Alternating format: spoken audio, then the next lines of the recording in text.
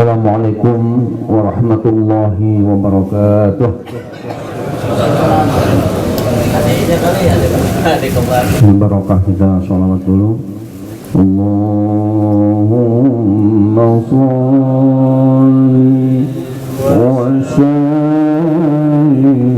ala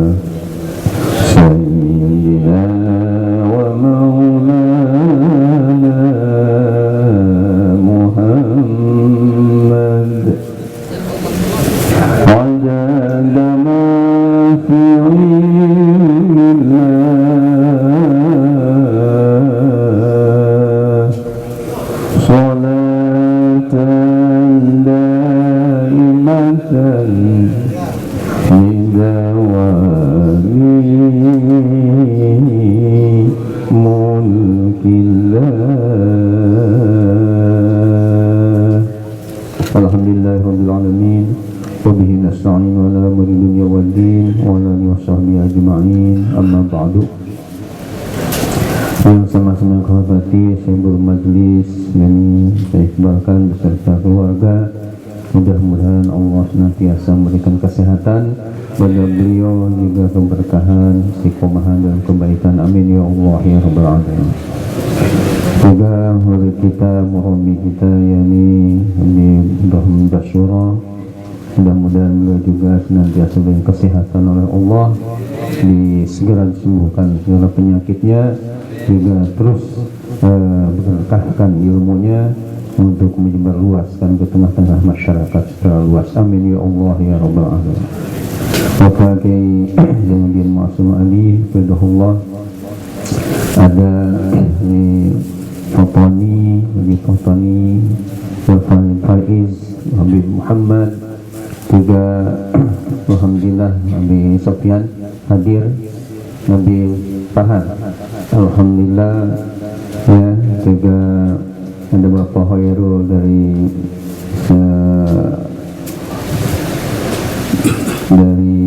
Pesona ya, alhamdulillah bisa hadir, Haji Andri dan semua para habaib, para kiai, para undangan, semuanya mudah-mudahan mendapat curahan rahmat, ridha dan maghfirah dari Allah Subhanahu wa taala. Juga akhi Al-Fadil Haji Kiai Fauzan yang alhamdulillah bisa hadir pula. Kita membaca umur kitab surah Fatihah, mudah-mudahan barokah surah Fatihah ini, ilmu yang kita kaji walaupun tidak begitu lama, insyaallah sampai di waktu Isya, kita mudah-mudahan berdoa ilmu ini penuh keberkahan dari Allah Subhanahu wa taala. Lagi menyangkut masalah fikih ibadah yang bisa dikatakan amaliyah kita sehari-hari. Kemudian yang kurang sehat, baik yang ada di sini, di rumah sakit, ya. Saya sendiri masih kurang fit, tapi mudah-mudahan oleh Allah Subhanahu wa taala semua yang kurang sehat diangkat segala penyakitnya, amin. Ya, termasuk Habib kita mudah-mudahan disehatkan kembali.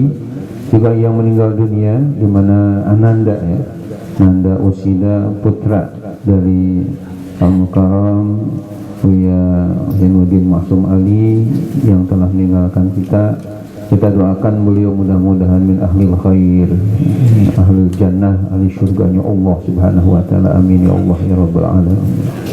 Yang sedang usaha Allah mudahkan usahanya, yang sedang kesulitan Allah angkat kesulitannya, yang sedang belajar putra-putri kita, santri-santri kita, jamaah kita, sukseskan belajarnya, yang sedang berjuang jalan Allah untuk masjidnya, musolanya, madrasahnya, pesantrennya, Allah mudahkan perjuangannya. COVID-19, COVID yang lainnya, musibah-musibah disirna mudah-mudahan oleh Allah. Bibarakati umil Quran al-Fatihah. Na'udzubillahi minasyaitonir rajim. Bismillahirrahmanirrahim. Alhamdulillahirabbil alamin arrahmanir rahim maliki yaumiddin. Iyyaka na'budu wa iyyaka nasta'in ihdinas siratal mustaqim. Shiratal ladzina an'amta 'alaihim ghairil maghdubi 'alaihim waladdallin. Amin ya Allah ya rabbal alamin.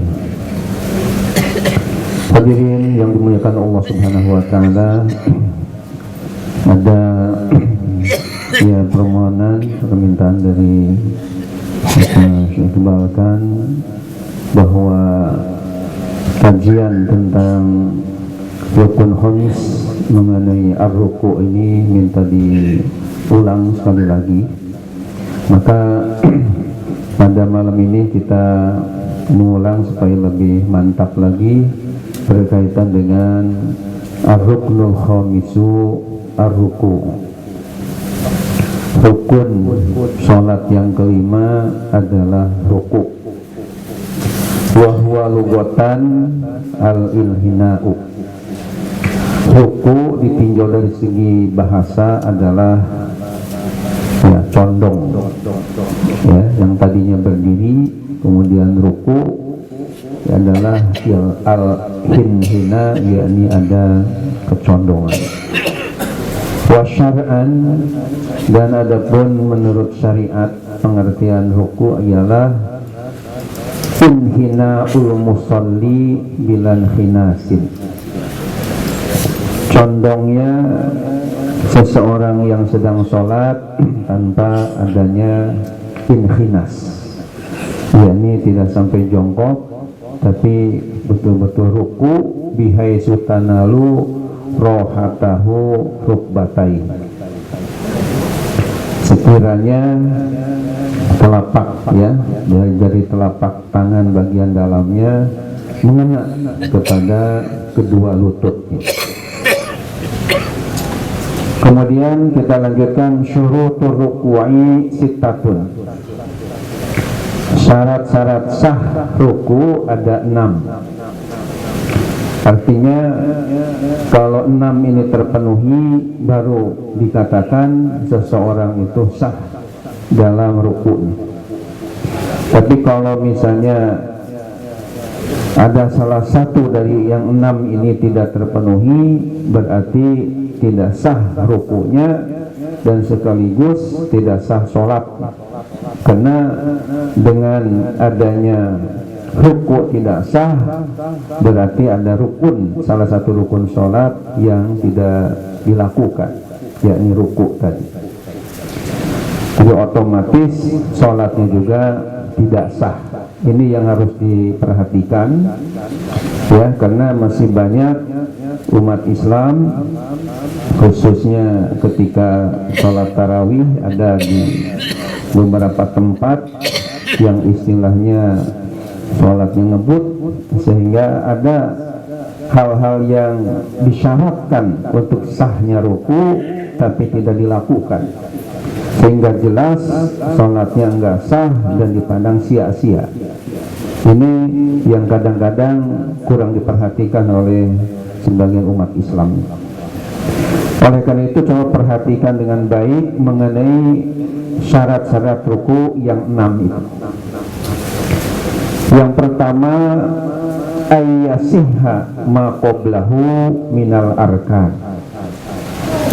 Syarat yang pertama harus sah terlebih dahulu rukun-rukun sebelumnya, yakni sebelum ruku ada rukun-rukun yang mendahuluinya, ya, seperti misalnya harus niat, harus takbiratul ihram, harus berdiri, ya, sebelum ruku. Maka kalau rukun-rukun yang harus dilakukan sebelum ruku sudah terpenuhi, maka baru rukunya sah. Tapi kalau misalnya ada orang sholat tapi rukun yang sebelum rukunya tidak terpenuhi persyaratannya, baik itu takbiratul ihramnya atau misalnya baca Fatihahnya dan seterusnya, maka rukunya pun menjadi enggak sah. Jadi syarat yang pertama sahnya ibadah ruku apabila rukun-rukun yang sebelum rukunya harus dipandang sah terlebih dahulu. Faidah lam yasiha fama ba'dahu lagun. Maka apabila tidak sah, maka berarti apa-apa yang ada sesudahnya itu lagun, sia-sia, tidak berfaedah. Ila ayyatiya bimislihi fi raq'ati tabi, sampai dia mendatangkan dengan seumpamanya pada rakaat berikutnya. Karena rakaat tadi dipandang tidak sah karena ada rukunnya yang tidak terpenuhi. Ini yang pertama yang harus kita perhatikan, ya, yang syarat daripada sahnya ibadah ruku.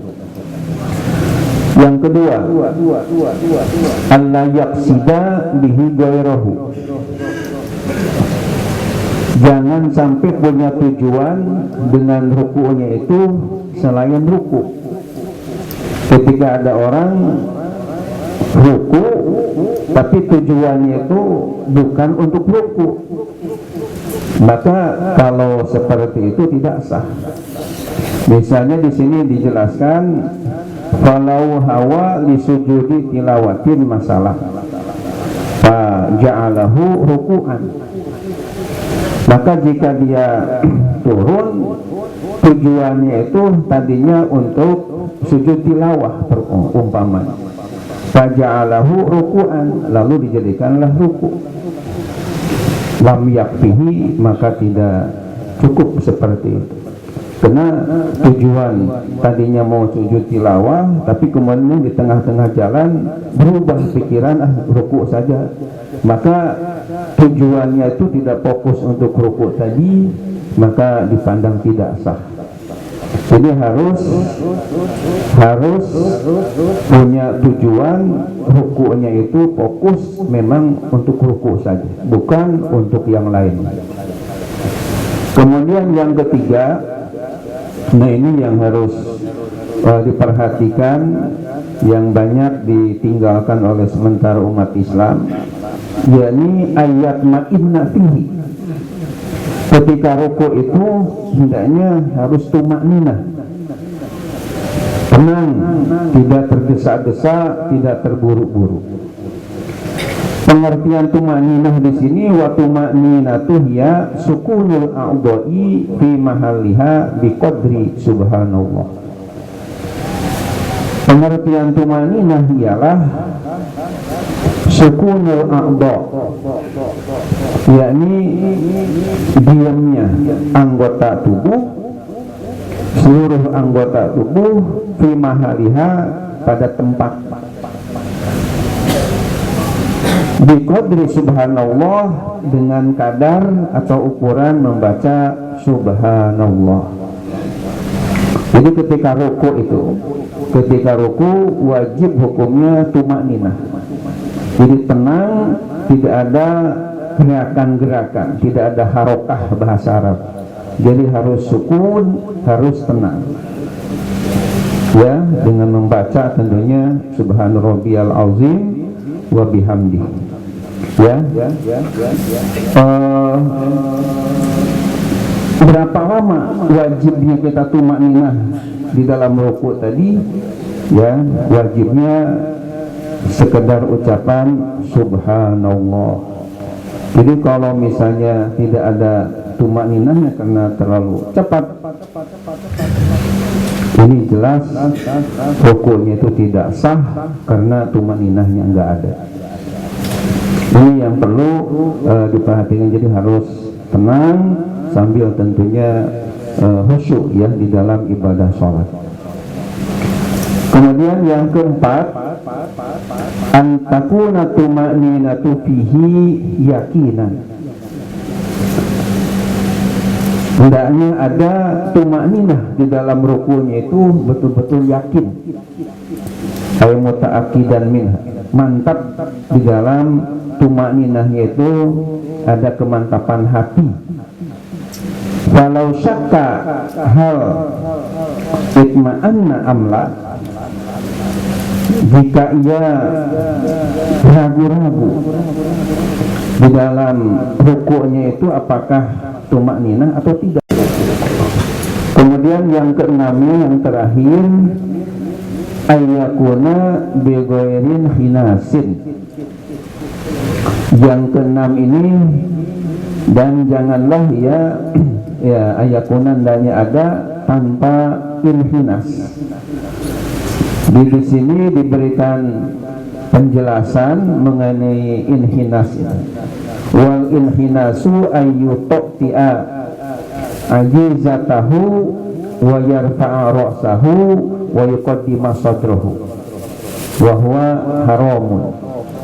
Pengertian inhinas ialah ayyuqti'a ajizatahu, ia menundukkan bagian bokongnya, pantatnya, wa yarfa'a ra'sahu, dan mengangkat kepalanya, wa yuqaddima sadrahu, dan membusungkan dada, wa huwa haramun, dan dia hukumnya haram. Jadi saya sudah contohkan yang dulu sebagai orang dia jongkok, padahal harusnya dia rukuk dengan baik, ini malah bokongnya ke belakang ya, seperti orang yang jongkok. Ini jelas tidak sesuai ya dengan ketentuan dalam fikihnya. Kama qala sahibu Safwati Zubad, sebagaimana pengarang kitab Safwati Zubad ya, namanya Syekh Ahmad bin Ruslan Asy-Syafi'i rahimahullah. Kata beliau di dalam Safwati Zubadnya dikatakan, wa rajul raqi'u yafi mirfaqah kama yusawi dhahrahu wa unuqah. Artinya seorang yang sedang ruku ini hendaklah merenggangkan dua sikunya sebagaimana ia hendaknya meratakan punggungnya dan bagian pundaknya. Itu penjelasan berkaitan dengan masalah ibadah ruku ya. Semuanya ada ya 6 tadi. Mudah-mudahan dengan diulang sebagai takkid ya, sebagai penguat kepada penjelasan dalam pelajaran yang lalu, sehingga hadirin semua termasuk kita, termasuk saya, mudah-mudahan lebih mantap lagi di dalam masalah ibadah, khususnya dalam ruku ketika sholat. Amin, amin ya Allah ya Rabbal alamin. Waktunya udah habis ya.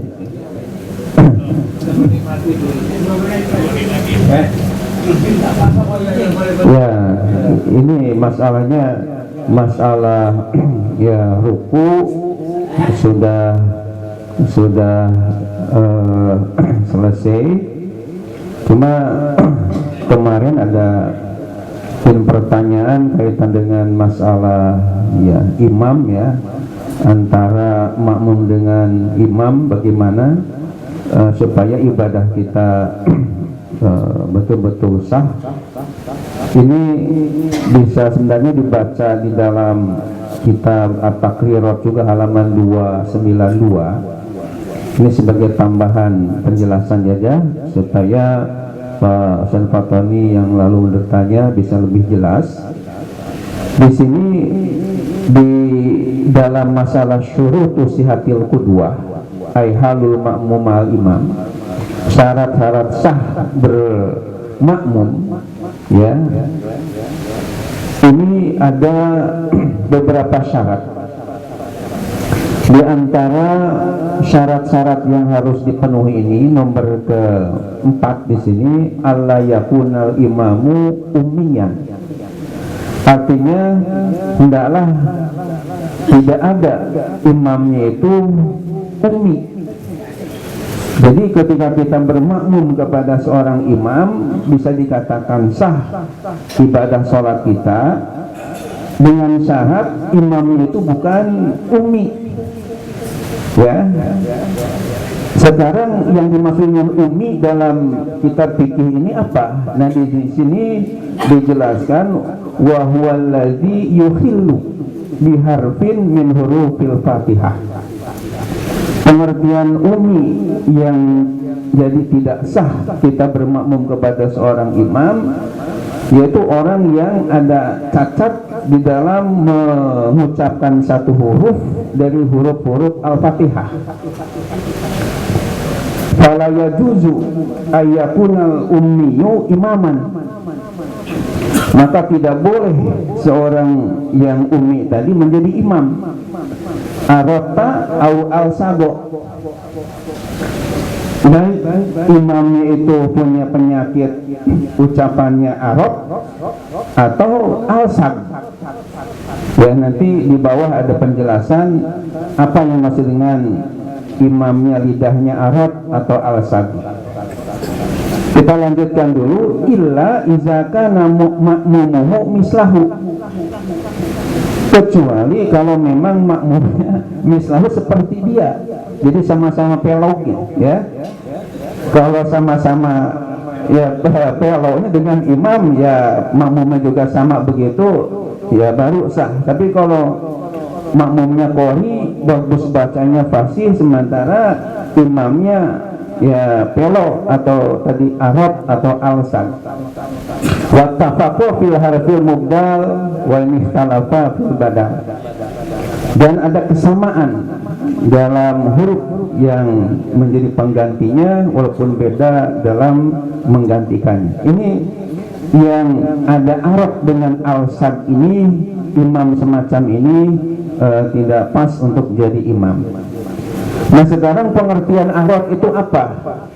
Pengertian arad alladzi yudgimu fi ghairi mahallil idgham, yaitu orang yang suka mengidghamkan padahal bukan tempatnya idgham. Mislu muttaqim lil mustaqim. Misalnya orang membaca Fatihahnya ihdinas siratal muttaqim, jadi diidghamkan, ya sinnya itu menjadi enggak jelas, harusnya mustaqim, jadi diidghamkan kepada ta, diberi sidah tanya ihdinas siratal muttaqim. Nah, ini jelas namanya arab, itu tidak sah jadi imam karena berarti huruf sinnya hilang.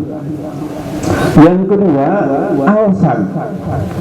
Nah, al-sag ini juga enggak sah menjadi imam. Apa yang dimaksud dengan al-sag? Allazi yubdilu harfan makana harfin. Pengertian al-sag ialah orang yang mengganti satu huruf pada tempat huruf yang lain. Di sini dicontohkan mislu alhamdu lil hamdu. Harusnya hak kecil tapi dibacanya hak besar. Harus kan alhamdulillahi rabbil alamin, tapi dibaca alhamdu. Nah, ini jelas al-sad itu enggak sah menjadi imam. Atau misalnya katanya ada orang Jawa kalau nyebut hak kecil jadi alhamdulillahi rabbil alamin, jadi enggak alhamdulillahi rabbil alamin. Ngalamin itu ngalamun, ya. Ini Al-Sad ini juga nggak pas untuk menjadi imam karena ada kekeliruan huruf sehingga menjadi maknanya berubah ya. Termasuk juga ada yang membaca Fatihah harusnya ghairil maghdubi pakai ghain, ini berubah menjadi kha, menjadi khairil maghdubi, kan berubah maknanya. Ghairil maghdubi selain yang dimurka menjadi khairil maghdubi sebaik-baiknya yang dimurka. Ya, gara-gara beda huruf antara ghain dengan kha. Nah, ini harus diperhatikan jangan sampai keliru huruf ya. Kemudian ada lagi tam-tam ya. Ini ada tambahan tam-tam ini. Apa itu imam yang punya penyakit tam-tam? Alladzi yukarriru harfata, yaitu yang suka mengulang-ulang huruf ta. Misalnya contohnya an'amta, padahal harusnya tanya satu. Syiratal ladzina an'amta alaihim, ini dibacanya syiratal ladzina an'amta alaihim. Jadi diulang-ulang huruf ta, ini namanya tam-tam. Namun watasihu inamatut tam-tam wal fa'fa'ah ma'al karoha.